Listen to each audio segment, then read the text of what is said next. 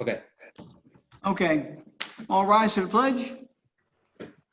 I pledge allegiance to To the flag of the United States of America and to the republic for which it stands, one nation, under God, indivisible, with liberty and justice for all.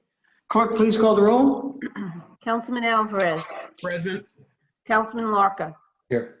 Councilman Lord, Here. Councilman O'Connor, Here. Supervisor Hay. Here. I make a motion, come out of executive session, no action was taken. Second. All in favor? Aye. Okay. I make a motion to go into the work session. Second. All in favor? Aye. Aye. Okay, just briefly, my secretary's had some time on her hands. We've had some, I won't say problems with our phone bills, but some of the phone bills we've tried to analyze. It's really an old system. We're paying for lines we can't identify. We have to have an outside vendor come in anytime we have a problem with the phone. The phones were a real mess when I first got here. I won't name the name of the company, but it was really bad. So we went over to Verizon, but even that, we took over part of an old system. So we're basically going to possibly replenish the phones, buy new phones. Sounds costly. The line's $46. However, the monthly charges, the bottom line, we could save over $15,000 a year with the system. So we're going to continue our research. I gave you the paperwork there as part of this extras, okay? Identifying how much we pay by the month, the different lines. We're paying, which one is it? Can't find the name of the company. Well, we have Verizon Wireless, we have fax machines, MCI, we have 4 bills from MCI. Believe it or not, we are not able to identify where these lines are, how they are. We have rollover lines. So this here will get the system back to square one, and we'll come back to the board with the total overall savings, and we'll make a choice as to whether to do it or not. But right now, it looks like that we could save as much as 60% on our phone bills. So this is the first round of it. She's been working on it for about a month, working with Joe Vera as well, helping us identify which lines. And we'll get back to you with a complete rundown of what savings will be. But right now, it looks like we will be able to save maybe as much as 60%. What's a fax machine? What's a fax machine? Just that was a joke. Believe it or not, people still use them. So at any rate, I forwarded this earlier. That's where we're at. She's been working on it for about a month's time. There was a deal that they were working on, so I'm not even going to show you those numbers because by the time we go, that deal will be off. But maybe if we go with it and we have enough lines, I think we have 30-something lines, 39 lines. They might still offer it. It's a savings, but right now it's a substantial savings if we consider doing that. And we'll report back to you probably in about two meetings, maybe 3, with all the numbers. Do we have any landlines? Pardon? Do we have landlines? They're all landlines, yes, but we're going to be going wireless. Okay, we won't have like just one landline as a backup? They're well, we're going like voice over IP, but we were talking, we tried to get a backup internet service at the town, but Fios is not available, but it sounds like maybe it is available now. So I think they're still looking into that, John, but there may be some sort of backup. And our phone lines have gone down as much as the internet lines and everything else. You know, you're at the mercy of something, either a cell tower or a phone line. And just to be clear, the phone systems that are there, it'll still function the same way. And just instead of using copper lines on the street, it's using the internet. So there'll be landlines essentially, but. Understood, thanks. so we'll give you a full report. I just want to let you know that, you know, something is being looked into and I'm interested in the substantial savings and it's supposedly better, but time will tell. Okay, if there's no other comment there, I'll make a motion to go into the regular portion of the meeting. I'll second. All in favor? Aye. Aye. Okay. Okay, first item on the agenda, local law, chapter 138, commercial shooting ranges.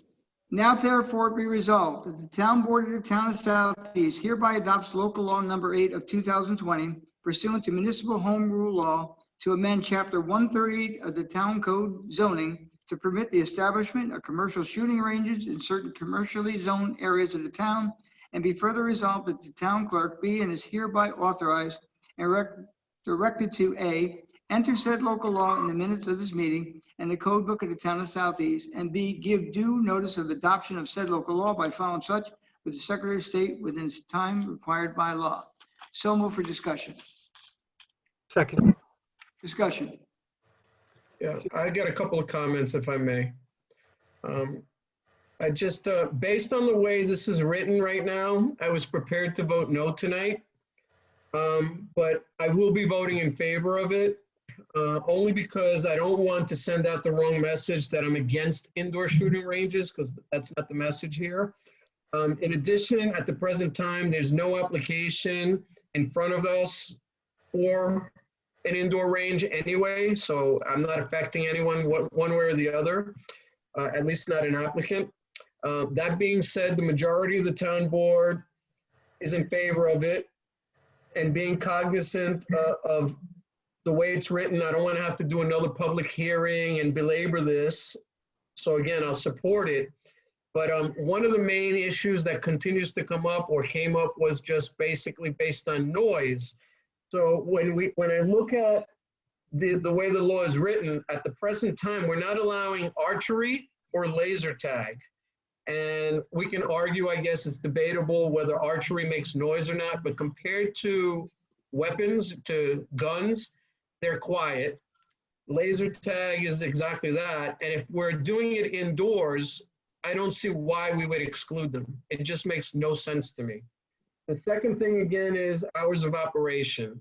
Noise is the reason why we don't want outdoor ranges.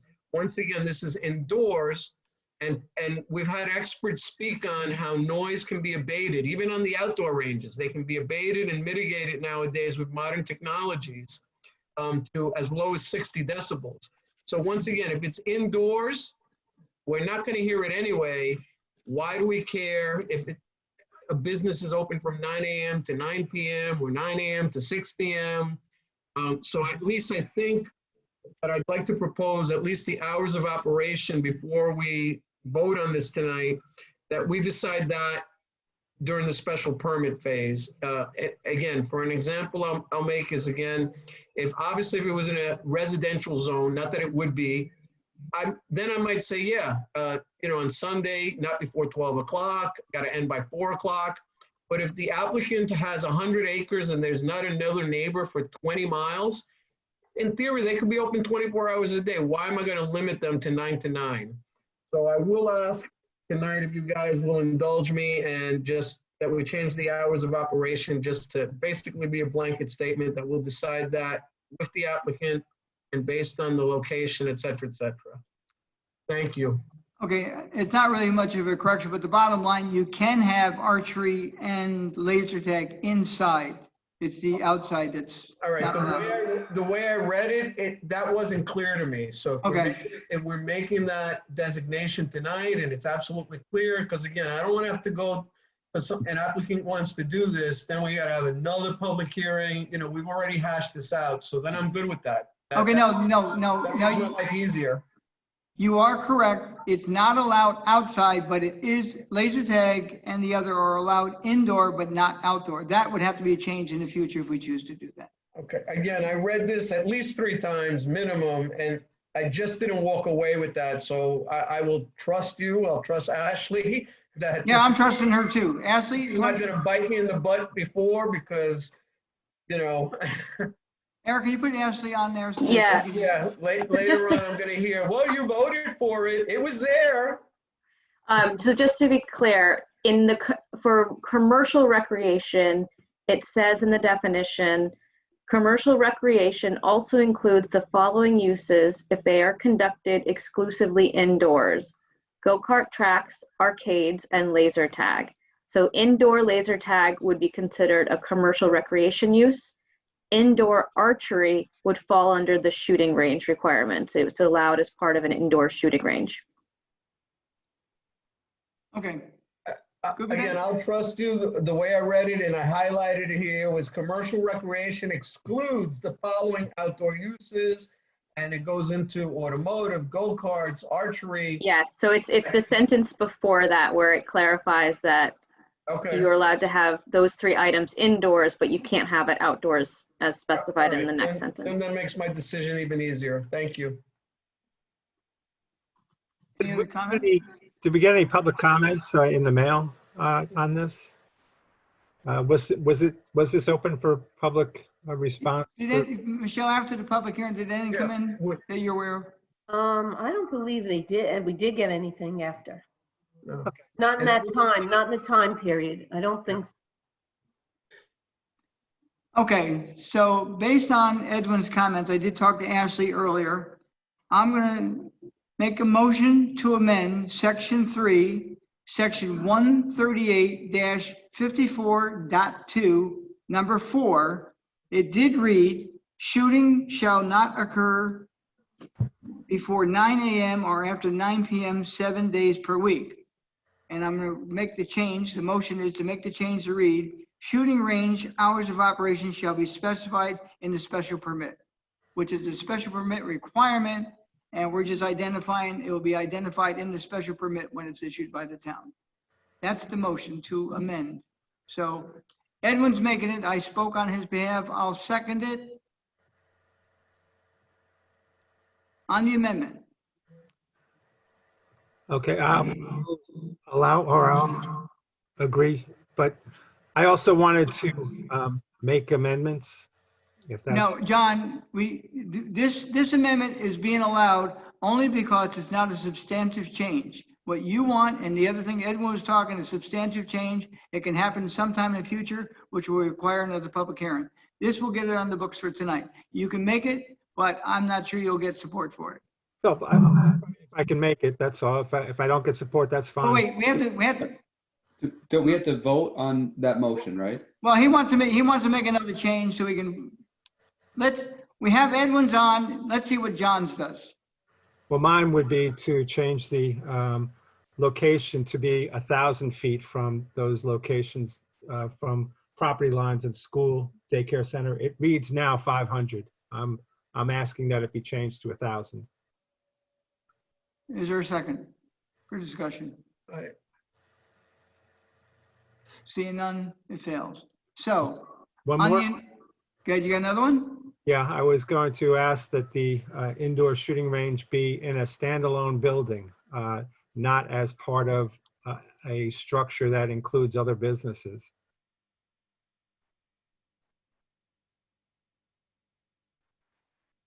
Do I have a second? I'll let you do that one. Seeing none, that fails. So here's again the motion that we're going to be voting on. Motion to amend section 3, section 138-54.2, number 4. It's going to now read, shooting ranges hours of operation shall be specified on the special permit. On the amendment, roll call vote.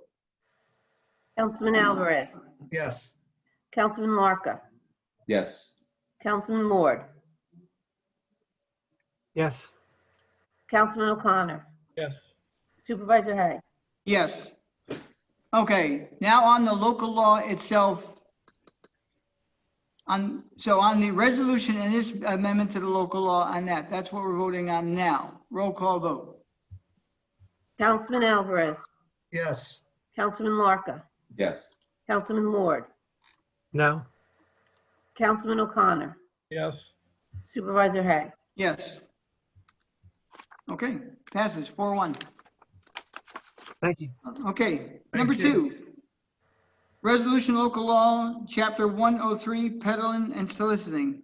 Now therefore be resolved, the town board of the town of Southeast hereby adopts local law number 9 of 2020 pursuant to municipal home rule amending chapter 103 of the town code entitled peddling and soliciting to regulate the practice of door-to-door peddling, soliciting, and vending within the town. And be further resolved that the town clerk be and is hereby authorized and directed to A, enter said local law in the minutes of this meeting and in the code book of the town of Southeast, and B, give due notice of adoption of said local law by filing such with the Secretary of State of New York within the time required by law. So move for discussion. Second. Discussion. All in favor? Aye. Number 3, audit of the Justice Court records. Now therefore be resolved that the Town Board of the Town of Southeast hereby accepts the report of examination of the Town of Southeast Justice Court for a period ending December 31, 2019, and certifies that the requirements of section 2019-A have been fulfilled. And be further resolved that the town clerk is directed to enter a copy of this resolution into the minutes of this meeting and to forward a certified copy of this resolution together with a copy of the report dated September 14, 2020 to Joan Casaza, Internal Control Liaison, State Office of Court Administration, 2500 Pond View, Suite LL01, Cass-on-the-Hudson, New York, 10233. So move for discussion. Second. Second. Okay, this is a check on the courts. Every year we do this. Michelle, I'll give you the document necessary, the letter that goes with this tomorrow morning. Okay. All in favor? Can I ask a question? Time out. One of the findings was that there were funds that were uncashed. Yes. So how do we follow up on that, or has that been already resolved? No, we just got the report back. The courts will have to send a letter to each one of them, find out what happened to the check and if they need a new check or to cash the old one. It'll be done internally. Okay, and did they report back to us on that, or is that part of next year's? No, what the state's trying to do is before it goes to uncollected funds, they want us to make the research. We'll do the due diligence, send certified letters, verify the fact that we made contact with these people to get their money in. Now, these are people that posted bail monies and other things of that nature and never cashed the checks. They were issued checks, but never got cashed. So that'll be done internally on our part. What else am I gonna tell you? Okay, thanks. And I don't believe it'll be a report next year because hopefully it will get done this year. But if it is, we'll hear about it. All in favor? Aye. Aye. Okay, number 4, Lakeview Plaza, UBP Brewster LLC, release a performance bond. I know. Okay. Resolved that the erosion control site restoration bond posted by UBP Brewster LLC, Lakeview Plaza, in the original amount of $70,500 in connection with the Lakeview Plaza project development plan located at 1505-1515 Route 22, tax map number 46.-1-1.1, is hereby released and may be canceled by the issuing institution. And be further resolved that the clerk is authorized to return any and all original bonds, deposits, letter of credit, or other indicia of social security originally posted in connection with this project for the developer. And be further resolved that the town clerk is hereby directed to forward a certified copy of this resolution to the planning board, the town building inspector, and the property owner forthwith. So move for discussion. Second. Discussion. I just want to compliment. Everyone knows it as the A&P Plaza. It's called Lakeview Plaza. They have done a really, really great job so far in restoring that to what it once was at one point in time. The plantings are there. They're repaving. I even saw a notice, unfortunately, someone was leaving due to loss of lease, but they're really fixing the place up and they should be commended for, bringing somewhat of an eyesore back into reality. All in favor? Aye. Aye. Okay, next is a resolution establishing a performance bond for, who's this one? Palmer. Palmer Plumbing. I want to make sure I got the right one. Palmer Plumbing is 5. Yep, here it is. Okay.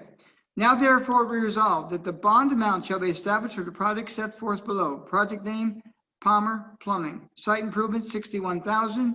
Erosion and sediment control, $9,000. And be further resolved that the certified copy of this resolution shall be transmitted by the town clerk to the planning board, secretary, and building inspector forthwith. So move for discussion. Second. Now, so there is no confusion. This is posting of a bond. The other one was a release of the bond. Hey, I wish Will was here. I have a, Palmer Plumbing is doing some work for me, or will be. No, it's part of, don't worry about it, a conflict of interest. Okay. They do a lot of work for the town. They do a lot of work for everyone because they're a local vendor. Okay. And if they win the bid, we got to give it to them. But if you feel better, you can recuse yourself. but Okay, there's no need. okay. Because I'd have to recuse myself too. Anyone else use Palmer Plumbing? I will vote on it unbiasedly, but I just wanted to. It would never fly. Okay. Do you want a roll call vote, Eric? Sure, Okay, roll call vote. Councilman Alvarez, Yes. Councilman Larka, recuse myself. Councilman Lord, Yes. Councilman O'Connor, Yes. Supervisor Hay. Yes, can you just identify the recusal? Mhm. Eric? Yes, I have a permit out for my house under Dennis is doing some work in a bathroom in my home. What are you gonna do when we come to the building department? You're gonna recuse yourself on that one too? Okay, that passed 4-1 recusal. Number 6, establish a performance bond, LSAR Realty LLC, Las, Manganitas. Manganitas. I was close, for the restaurant. Now therefore be resolved that the bond amount shall be established for the project set forth below. Project name, Las Manitas. Bond amount, site improvements, 206,000. Soil and erosion restoration, 16,000. And be further resolved that the town clerk shall forward a certified copy of the foregoing resolution to the planning board secretary forthwith. So move for discussion. Second. Discussion. All in favor? Aye. And everybody eats there? No one wants to recuse himself? Okay, number 7, motion, set public hearing for the 2021 town budget, Thursday, October 22, 2020. I received a call today that this is not on the webpage. I don't know how. It was definitely on our webpage because we discussed it in public once before. So at any rate, I'm going to put it on first thing tomorrow morning, and it's noticed in the news. It'll be noticed in the newspaper. All in favor? I need a second. Is it no? Okay. Second. Okay, Thank you. John, do you want to say something? Anyone comment? Okay. All in favor? Aye. Aye. Number 8, motion to set public hearing for a special permit for light manufacturing, commercial campus at Fields Corner, Thursday, November 5, 2020. So moved. Second. All in favor? Aye. Aye. Motion to set, number 9, motion to set public hearing for map change for Barrett Road, commercial campus at Fields Corner for Thursday, November 5, 2020. So move for discussion. Second. All in favor? Aye. Aye. Number 10, refer map change for Barrett Road to the Town of Southeast Planning Board for report and recommendation. So move for discussion. Second. Discussion. Can I ask, why wouldn't we refer the map change to the planning board before we have a public hearing for the map change? Ashley? She's muted. She's muted. Eric, she's muted. Okay. Okay, got it. It's required under general municipal law that it be referred to the planning board, and typically those referrals are done before the public hearing so that at the public hearing, the public has the benefit of the planning board's report. Satisfied, John? I'm sorry, I didn't get that. The reason is that usually you want to have the planning board's report and recommendation in advance of the public hearing so that the public has that when commenting. Right, but we're not having it in advance. We're referring it to them on that same day. No, you're referring it now. You're referring the Okay, So they'll have a meeting. planning before board the can public hearing? discuss it at their second meeting in October. okay, so they'll reply to us. Actually, sorry, there's only one meeting in October. They could discuss it at their next meeting. Thank you. And number 11 would be the same thing. So let's do number 10 first. All in favor? Aye. Aye. Okay, number 11, same thing, John. Motion, authorize supervisor to forward commercial campus at Fields Corner 239M referral to Putnam County. I'll second. Discussion. Any discussion? No. Okay, all in favor? Aye. Aye. Okay, public comment. Eric, explain to the public how they may comment. Yeah, so if you'd like to make public comment, if you click on participant, it should bring up and then click next to your name. You should be able to raise your hand, or you can click on chat below and you can type a question or say that you'd like to be unmuted, and we will unmute you. I don't see anybody that's called in on a phone, so those should be the only two ways to unmute yourself.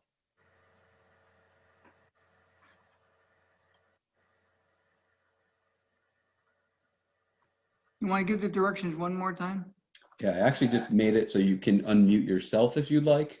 So you can unmute yourself, you can chat, or you can raise your hand by clicking next to your name in the participant menu. Hello. Hey, Ed, Hey, it's Scott Seaman from the Brewster Board of Ed. How are you all? fine. Hi, how are you? All right, thank you. I just want to give a quick update. We're about a month in at the schools, and we've been operating hybrid most of the time. We have about 25% of our kids which are on complete from home learning, but so far so good. We've just sent out notes to all the parents. So if anybody out there, you should be getting something from a survey from the school, asking about what's going on, specific questions about the buses, classrooms, etc. And just general informational stuff. So just thank you for all your, your work that you've been doing on our behalf. And if you have anything or you need something from the Board of Ed and the schools, please be sure to let us know. Thank We will you. do that. Thank you. Thank you as well for the update. Okay, last Any- call. Ed? yeah, anybody else? Okay, seeing no other from the public. Town board. I got something for you. Okay, So I wanted to thank Highway Superintendent Burdick for moving forward with the Welfare Road project on the culvert there. We finally got the concrete forms that had been an issue, a speed bump, and then some from the manufacturer, who was basically lying to us apparently.